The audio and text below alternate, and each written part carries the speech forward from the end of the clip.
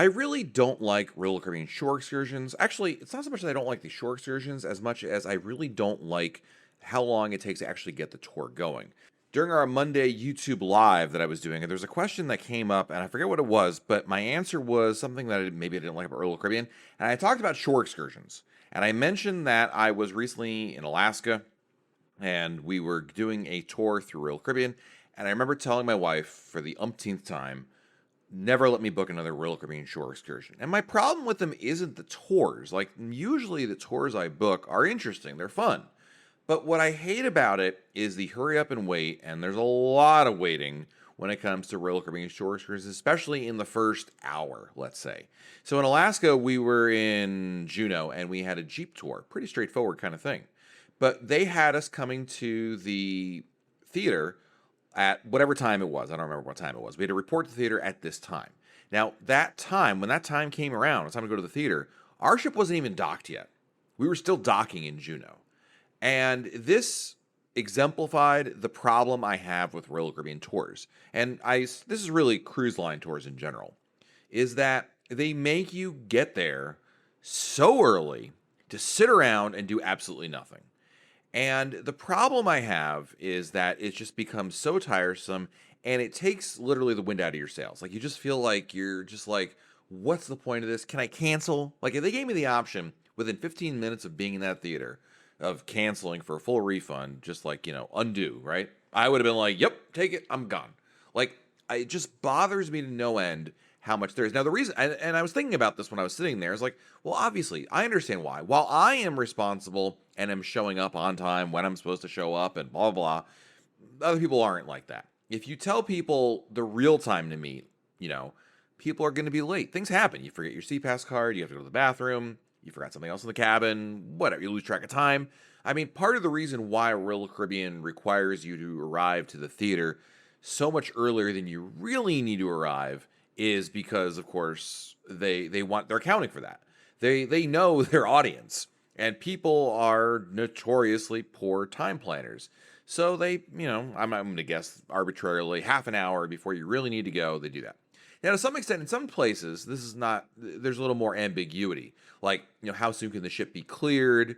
When will the actual tour operator appear? When will their bus be ready for people to board? Things of that nature. Especially if you're tendering. My goodness, there's another complication with that and getting a tender available for you. So it's not quite as cut and dry as what experienced in Juneau. But the fact that we were still approaching the dock, the pier, and we still hadn't gotten there yet was just like, so not only are we going to have to wait here, obviously, which just kind of goes without saying, but we're really going to have to wait a while because it takes a while for a cruise ship to dock, pull in, tie up the ropes, get everything situated, and then have to get cleared by local authorities, which could either be 2 seconds or 20 minutes or an hour, and you never know. And so this is really the crux of the problem. And this has been an issue for every tour I've ever done with Royal Caribbean, where there's a lot of hurry up and wait. This has happened when I've been in Europe, when I've been in Alaska, obviously in the Caribbean. And it leads me a lot to be less incentivized to book with Royal Caribbean. Now, the reason to book your tours with the cruise line, and there's probably one reason, I don't say only, but the top reason I book my tours with the Royal Caribbean is because of that. They're going to get you back on the ship. One of the things Royal Caribbean advertises is if your tour is late, you'll make it back. When we were in Norway last summer, I booked a Royal Caribbean bus tour, which also I regretted. Not so much, I don't think it was so bad waiting for the bus tour to begin, but the tour itself was kind of a dud. Anyway, I digress. The point was that we were late, and we were going to be late, and it was clear we were going to be late on the tour because when we got to our final stop on the way, we were just getting there, and I had Google Maps on my phone. I'm like, if we leave right now and to get back to the ship, according to Google Maps, we're late. And now we're stopping for a food break or whatever. So we're definitely gonna be late beyond the all aboard time. But because we were booked through Royal Caribbean, I mean, I really wasn't worried. I was a little apprehensive, I suppose, but it wasn't like, oh my goodness. Now, if I book a tour on my own, in that kind of a scenario, I'd be hyperventilating. I mean, it would be like, oh my God, I'm gonna miss a cruise ship. I can't believe this is actually gonna happen to me. It wouldn't be crying, but it would be it would just be so much anxiety that I would just be, yeah. So as I'm looking forward to my next cruise, I've got a option to go in various places in Europe, and one of those ports is Rome. And Rome is about an hour away from where the cruise ships dock in Italy. And again, I'm like, okay, well, I booked this tour through Royal Caribbean to get me just back and forth. It's not an actual tour of the city, just get me from the port to Rome and Rome and back. Seems pretty reasonable, right?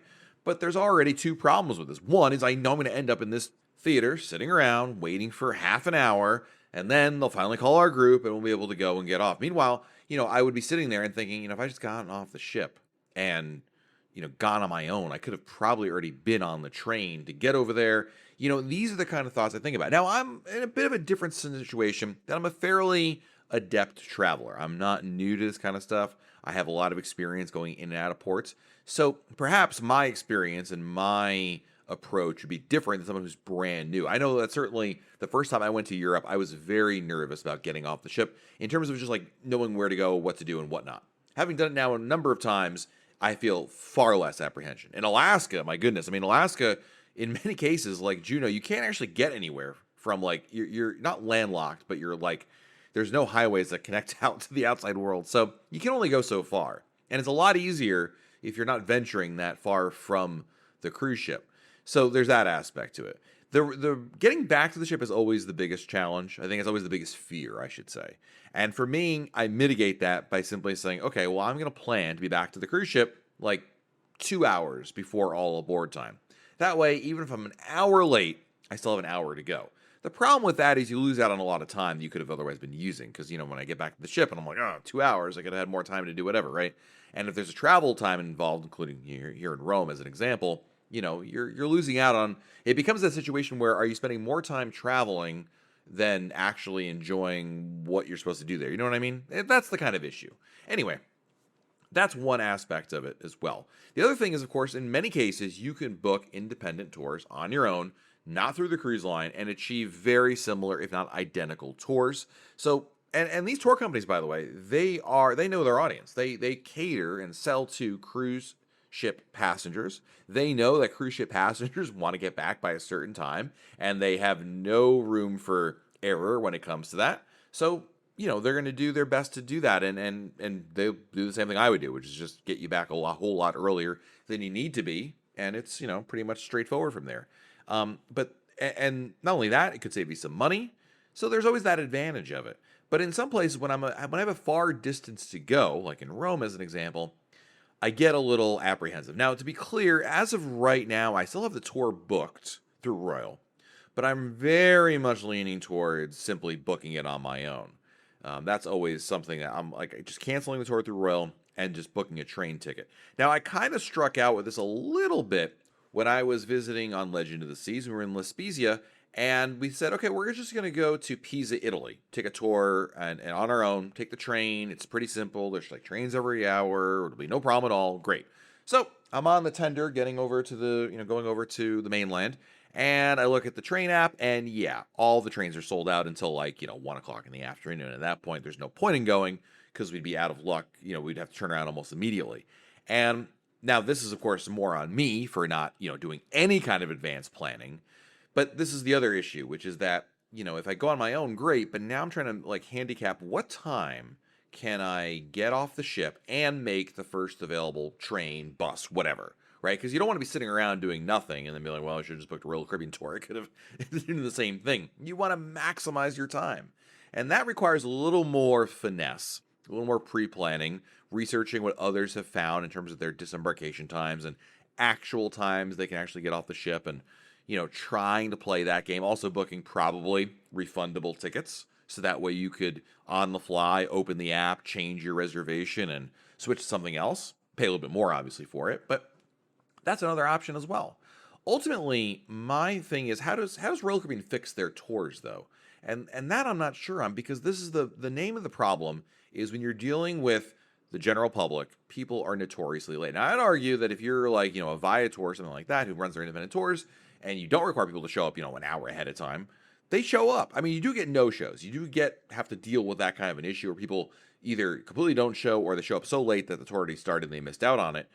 That's going to be, in my opinion, that's the cost of doing business, quite frankly. And that's on them, even though they'll probably, raise all sorts of stink that, oh, how could you have started the tour? We were just 2 minutes behind. And, every excuse known to man except for the actual acknowledging that they, messed up. But this is the kind of issue that I just wish there was a better solution too, because with the Royal Caribbean tours, they just seem to get you every single time in that theater. It's slow. They get you on the tour, and then even more so, once your tour actually begins, you're moving at a glacial pace. You got a group there. I mean, these are kind of the nuances of it. Now, it's less of an issue if you're doing a firm activity. If you're going to the beach, okay, all you have to do is just get there, right? And you're on your own. I'd argue you don't need a Royal Caribbean excursion for that. You can take a taxi, but you know what I mean? Like, if it's more open-ended like that, it's fine. If you're taking, like I did a Picasso tour in Malaga when I was on Silver Sea, same basic issue, and now you're moving with the group, right? So you've got a large group that the tour operator is trying to corral and adhere to, and you got to move at a slow pace, and people ask questions that you don't care about, and these are things that happen on any tour, right?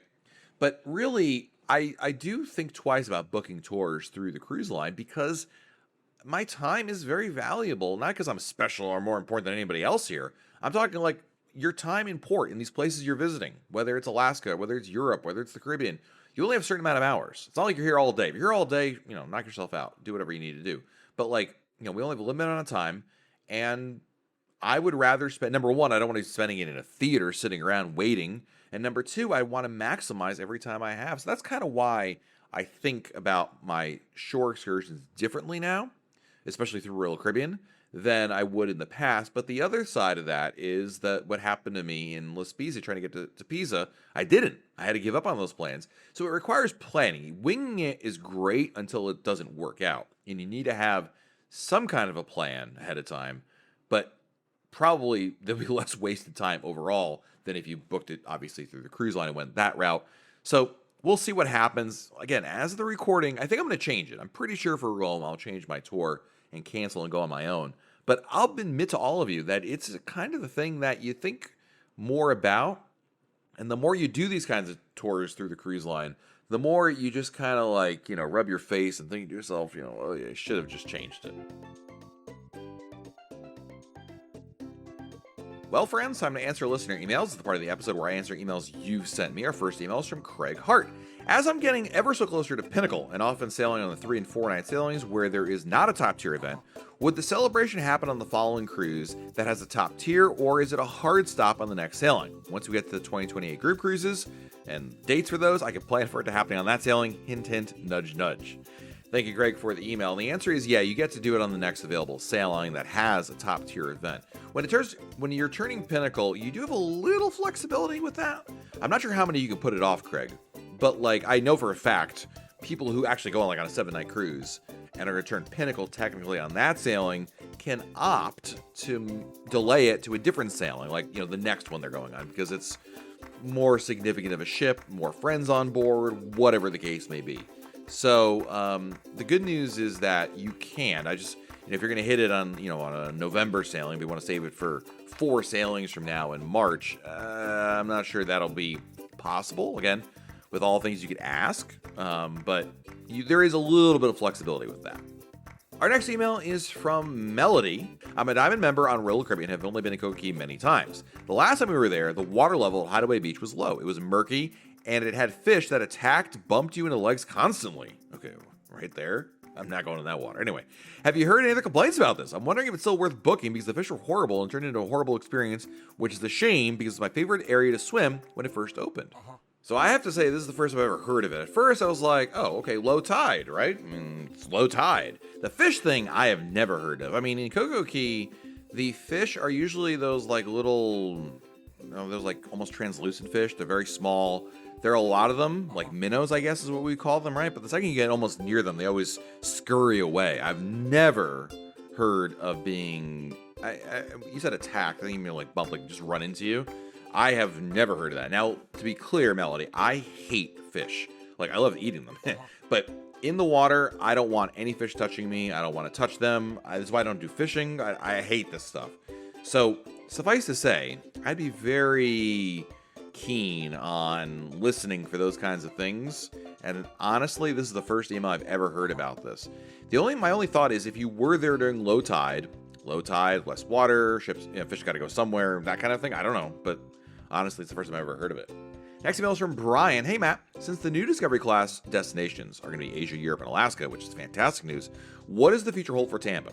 I was expecting the Discovery class to possibly fit under the bridge and sail out of Tampa since the ships currently sailing from there did that, but they're older ones, obviously. Now that we know that's not the case, is Royal Caribbean going to sail these older ships out of Tampa for a lot longer, or maybe even transfer a few celebrity ships to Tampa that are newer than the Vision class? This is a great question, Brian. I honestly don't know. I think at this point, if I'm being honest with you, I think the Vision class ships and the Radiance class ships are here for a while. The Vision class are first on the chopping block, but I mean, they've been going this long. You got to figure, they've got another 5 to 10 years at least in them, I'm going to guess.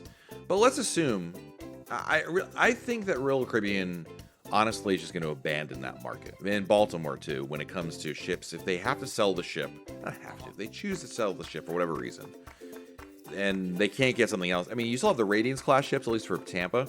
So you have a bit of a reprieve, because those Radiance class ships aren't going anywhere as fast as the Vision class ships. But I really think, if we're just talking, let's take your question and kind of just zoom out for a second. I think when you get to a point in time in which there are no more Vision and Radiance class ships, I don't think Royal Caribbean's going to look at Tampa and look at Baltimore and say, listen, we'd love to put ships there, but you all, and by you all, they mean the ports and the cities, need to accommodate it. We can't do it. They, as a for-profit business, are not going to build smaller ships that are that size anymore. They would be crucified from a business perspective, from their shareholders and from their board of directors, for spending money on a ship that only can accommodate 3,000 passengers, because a ship that can accommodate 7,000 passengers can make significantly more money, and that's the bottom line. They're a business. This is what publicly traded companies do. Now, at the time when those ships were built, the Radiance and the Vision class, that was a reasonable size for a new ship, so it made sense at that time. Now it doesn't. It's kind of like, I don't know, this is the best example I can give you, is like, it would be almost like opening up a video store, like a video cassette, like DVDs, it doesn't matter, but like a video store, like a Blockbuster, and then like, oh, this is going to be the model we're going to use because it used to work in 1999, so we're going to open it now. Well, it won't work because of streaming and everything like that, right? If that analogy makes sense. I think that's the reason why. It's not that they have anything against Tampa or Baltimore. It's not like they're like, oh, well, forget those places. It's quite the opposite. I think they would love to have ships sailing from there, but they're not going to build small ships of that size anymore. And until somebody fixes the bridge situation in either place, it'll be eventually, I mean, I don't know how eventually, but eventually it'll be abandoned in that regard. Now, to some extent, Brian, you're not wrong about celebrity. And I think that there's some truth to that, where, you have the different brands within Royal Caribbean Group that could serve those smaller markets, or at least the cities that have restrictions like that, rather. And that could be an option. But I think the reality is the Discovery class, is not going to be the salvation for that. Unfortunately, the Discovery class, because this smaller moniker got tied to it, people assumed, oh, well, it's going to be, a 3,000 passenger ship or something like that.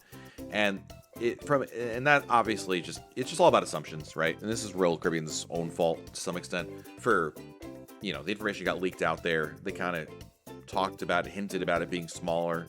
They should have been more, verbose. Like, we're not building an Icon class cruise ship, but it ain't going to be, we're going to build a big ship that's not as big as the other ships. But, it is what it is. The information we had at the time, and it just set a certain expectation for some folks. And yeah, so in the meantime, Brian, I mean, you do have some, like I said, I don't think they're going to get rid of the Vision class ships for at least a couple of years.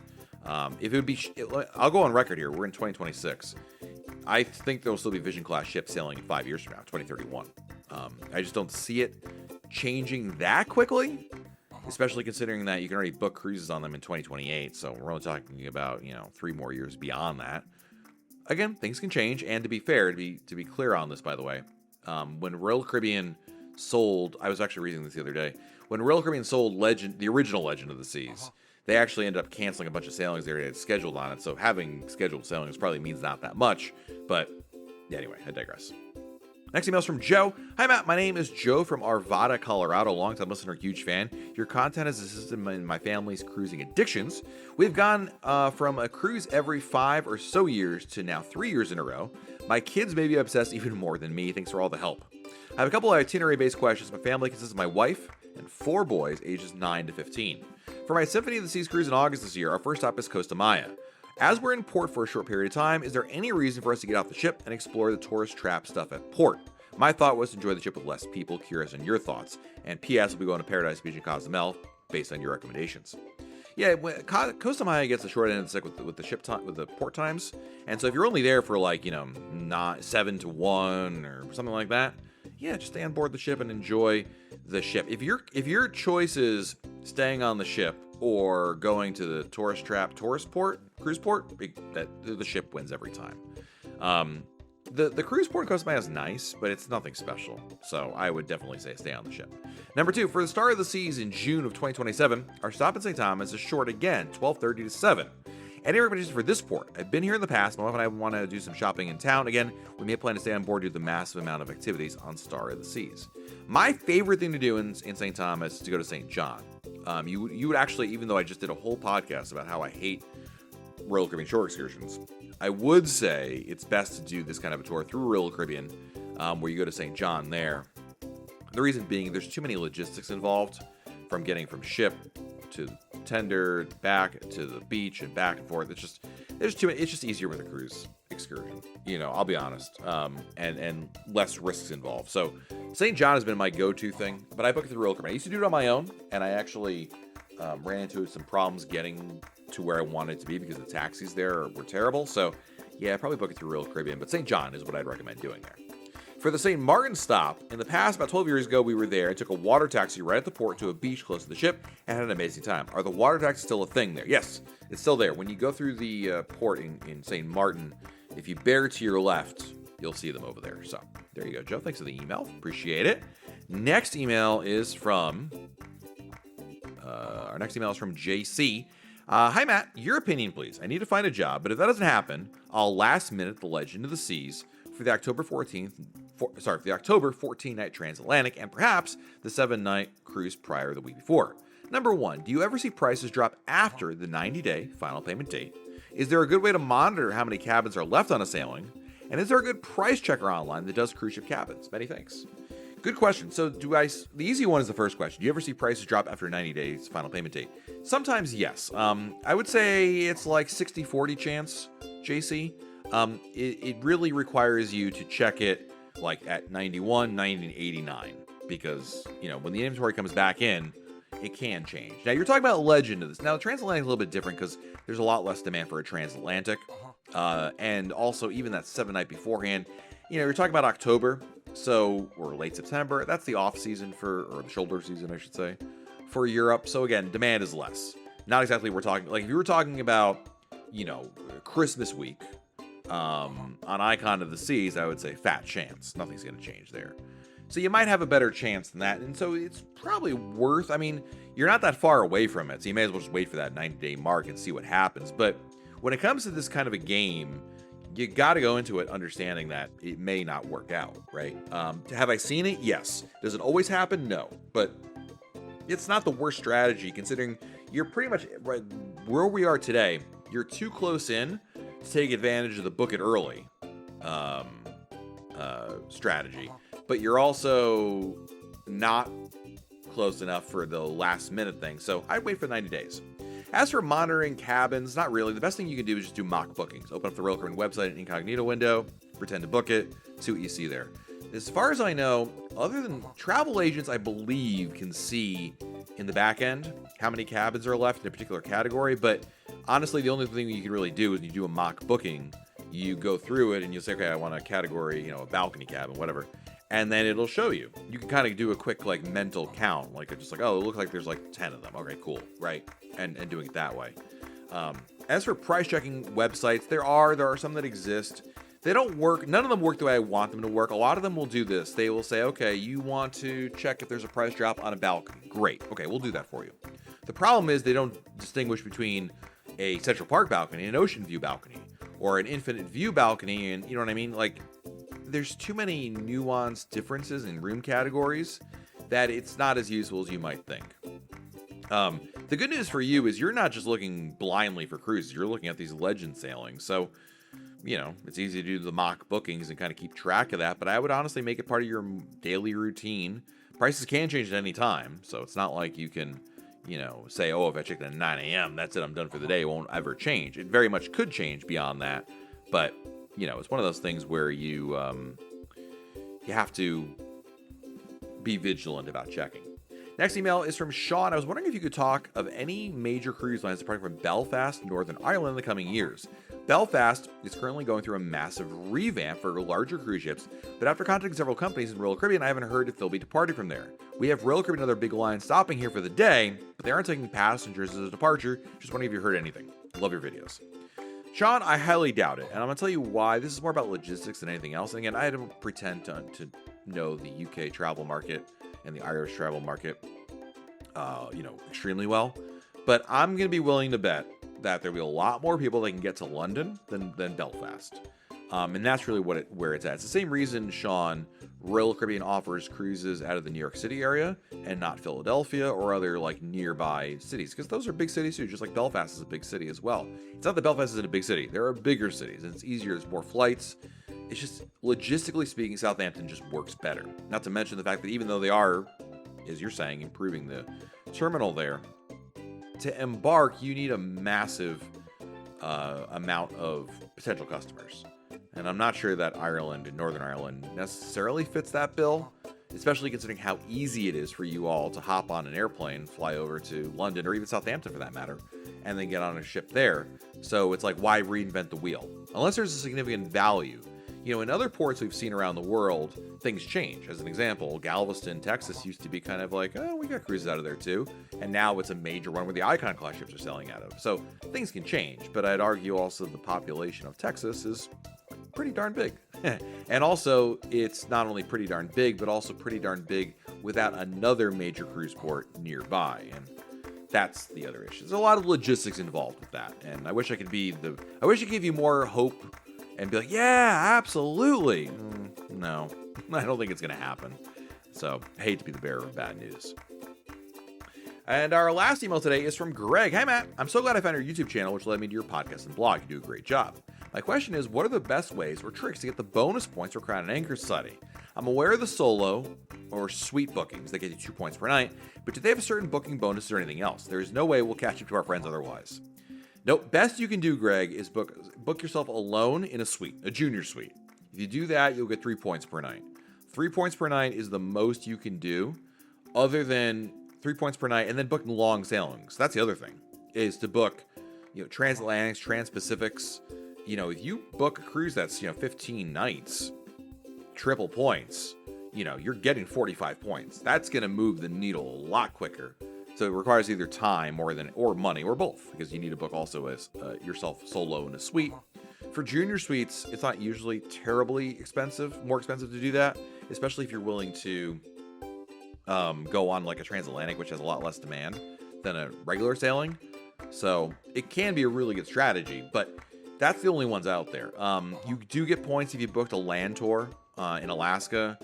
I'm not so sure that's really a great, hey, that's really going to move the needle for you. I know what you're kind of asking. And it's not like credit. It's not like airlines where, hey, you sign up for the Royal Caribbean credit card and you'll get more points that way. Nope, doesn't work that way either. So, yeah, no, you're going to have to just cruise more. And when you do cruise, book yourself solo in a suite to get 3 points per night. So, thank you for the email, Greg. Thank you to everybody for checking out this episode of the Royal Caribbean Blog Podcast. Of course, I can always answer your emails, but if you send them to me, send them to Matt, M-A-T-T, at RoyalCaribbeanBlog.com, Matt at RoyalCaribbeanBlog.com. Until next time, I'm Matt. We'll talk again real soon.